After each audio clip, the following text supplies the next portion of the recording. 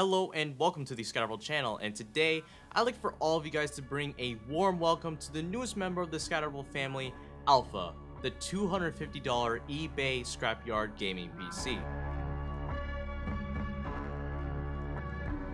Tell it.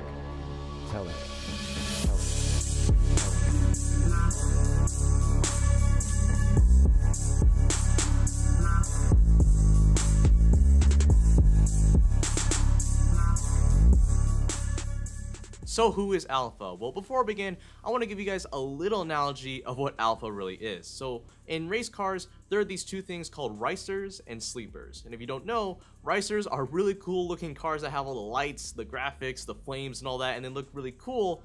But on the inside, they are really slow cars that are basically pieces of trash. So in this case, all pre-built desktop gaming computers.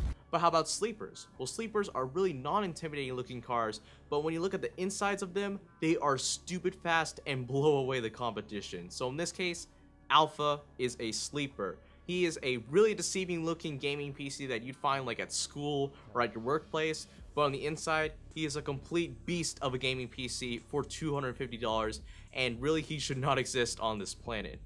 But for real, the main reason why I created Alpha was because I submitted him into a $250 PC build Scrapyard Wars competition between me and a few other tech YouTubers, those being Tech by Matt, Toasty Bros, OC Talks Hardware, and Nerd on a Budget. So the goal between all 5 of us was to create a gaming PC for under $250 that could pretty much run the applications and games that we wanted at their highest frame rates possible, and the winner would be determined by pretty much who has the fastest gaming PC for under $250.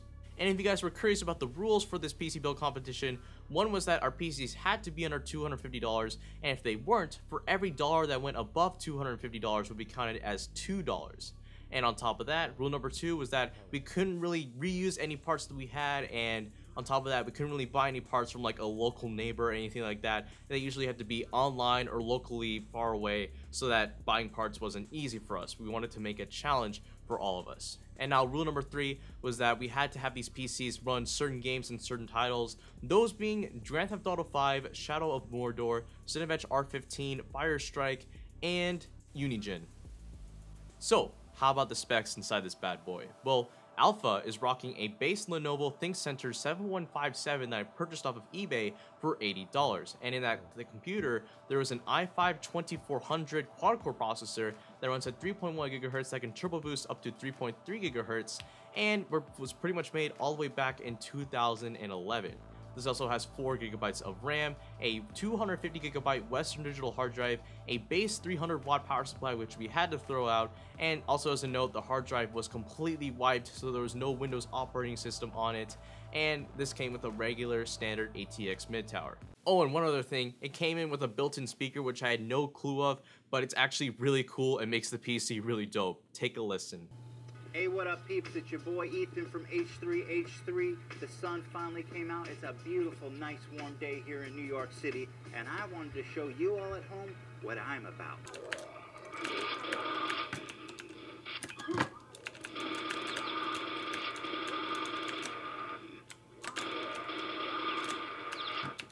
Now for the other things that I purchased a WindForce Edition GTX 970, which I did eventually ended up overclocking since the rules of our competition do permit for us to overclock our components, for $150, which was an amazing deal that I could find on eBay.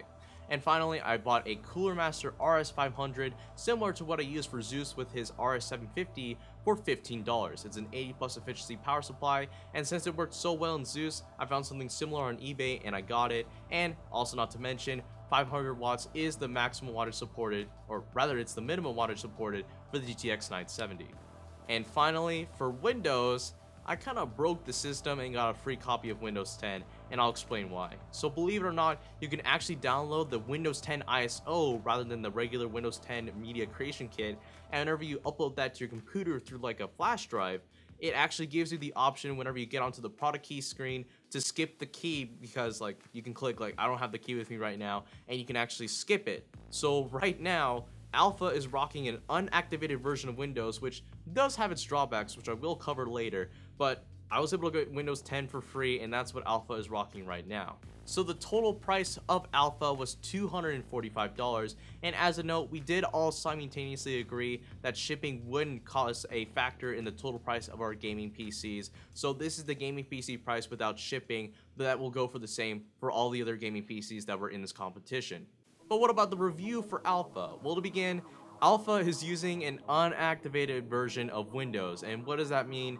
There's a lot of drawbacks to it. For one, I can't change the wallpaper, I can't change the UI colors. I always have this watermark that's at the bottom right of the screen that says activate Windows, go to settings, and I can't do anything with it. Even if I try to get a web page and go over it, the actual watermark will overlay itself over that web page, so it's pretty much there permanently, and it even shows sometimes in games, which is kind of embarrassing, but whatever. Another thing to note is that with Alpha, he's using a 250GB Western Digital Blue hard drive, which you would think is going to be good, but for my personal use of it, it's kind of a slow hard drive. It's probably had a lot of time and weathering to it. Luckily, I didn't really get that lucky, unlike Zeus, which had a Western Digital Green that was in pretty good condition, but with this WD Blue, it isn't in the best condition. It isn't terribly slow, but it's not super quick like with most modern day gaming PCs. But that isn't to say that there's no sort of holdbacks in terms of the gaming performance of Alpha. Alpha is a killer when it comes to games. If you don't believe me, just check out some of this footage of him running Fallout 4 at ultra settings 1080p with ease.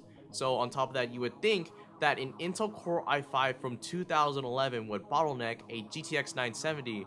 Well, I'm sorry guys, but you're wrong. There is no evidence going right now of bottlenecking over Alpha. He is handling really intensive games quite easily, and I mean, for real, he is a beast of a gaming PC right now, and I'm really happy that the i5 and 970 combo in this build worked out so well. So now we boil down to the final part of this video. How well did Alpha do in the games and programs that we set out for all of our PCs to run? Well, before I begin, I just want to note that we were allowed to overclock our graphics cards and our processors. So in my case, I overclocked the GTX 970 WindForce Edition graphics card and my PC to a power limit of plus 112, a clock speed of plus 185 megahertz, and a memory clock speed of plus 360 megahertz. And this was all done with MSI's Afterburner program. So now for the benchmarks. In 3D Fire Strike, Alpha achieved a score of 9,388. In Cinebench R15, Alpha achieved a score of 368 CV on the CPU side, and an OpenCL score of 70.67 FPS, a Unigem Heaven score of 78.7 FPS with a minimum of 85.13, a maximum of 164.1, and the score was 1,983. Now for the games, Shadow of Mordor averaged about 137.41 FPS, a max FPS of 231.62, and a minimum FPS of 87.85. And finally, in GTA 5, Alpha crushed that game, getting an average of 113.21 FPS, a max FPS of 124.52 FPS, and a minimum of 107.8 FPS. But anyways though, those are the gaming benchmarks, but don't leave the video just yet. Since this is a competition, you're gonna need a judge to judge the PC, so believe it or not, the judge for this gaming competition is going to be none other than Tech City. He has agreed to be the judge of this PC build competition, so definitely go on to his channel, subscribe to see who's the winner of this $250 build PC competition. But also, make sure to definitely check out some of the other channels that participated in this PC build competition. I'm pretty sure they have some really cool PCs on their hand also. And just to remind you guys, those were Toasty Bros, Tech by Matt, Nerd on a Budget, and Ozzy Talks Hardware. So definitely go ahead onto their channels, check out their builds, leave a like, and even leave a subscribe if you want to. But anyways, thank you guys so much for watching the video. Make sure to like, favorite, subscribe, and all that. And this is the Scuttlebot channel signing out.